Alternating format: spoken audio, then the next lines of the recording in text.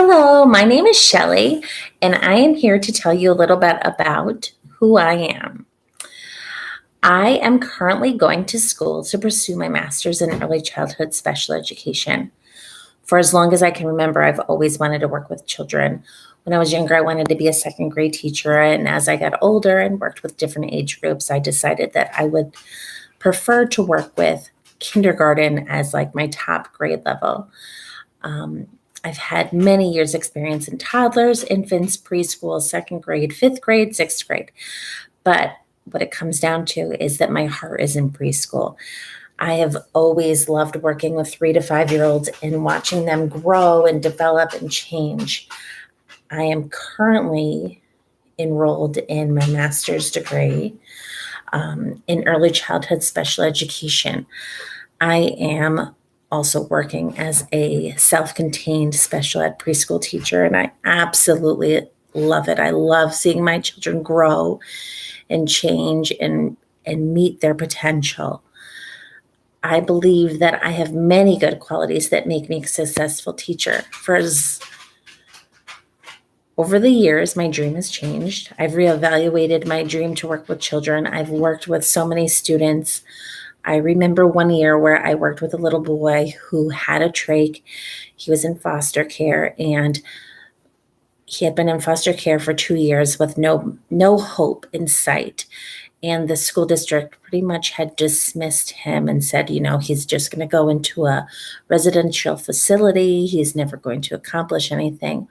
I worked with this little boy for 4 years, and I proved to the district that he is capable of learning with the right tools. People have to be passionate about teaching, and that's what I am.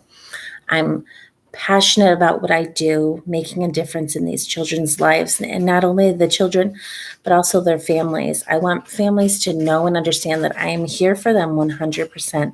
I'm going to support them through their challenges and be right there with them to guide them both at home and at school.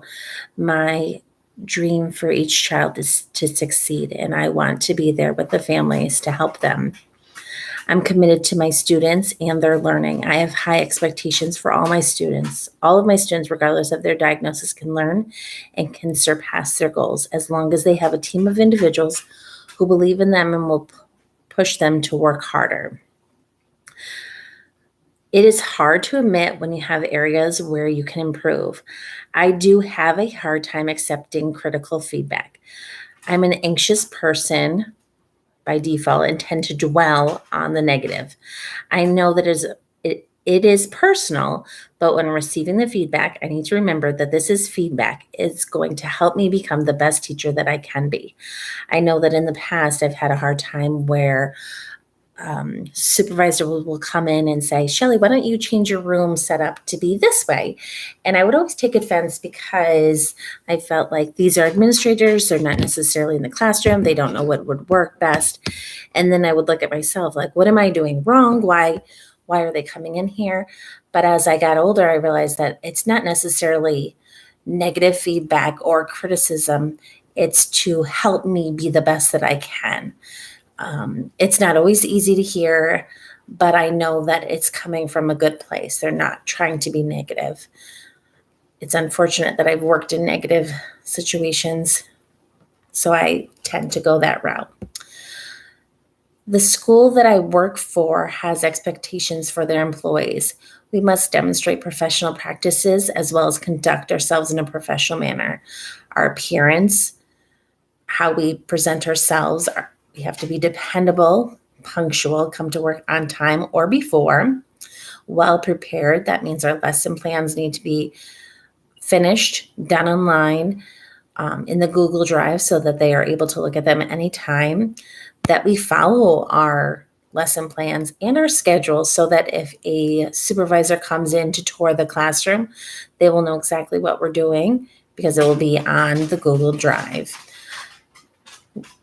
We have to be aware of our social media accounts. That means Facebook, Instagram, Twitter, all of those things. Whatever we put on there, we have to be aware that families and other professionals can see that. So if you do not feel that it is appropriate nature, then you probably shouldn't put it on there.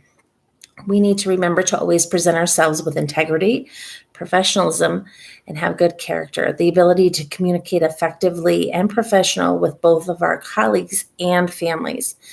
It's important for us to collaborate with our team and our families. I have weekly team meetings with my classroom staff. So the therapists in my room, the assistants, and we talk about each child and where we can improve on. At the end of the day, I'm here for my children. That is my goal.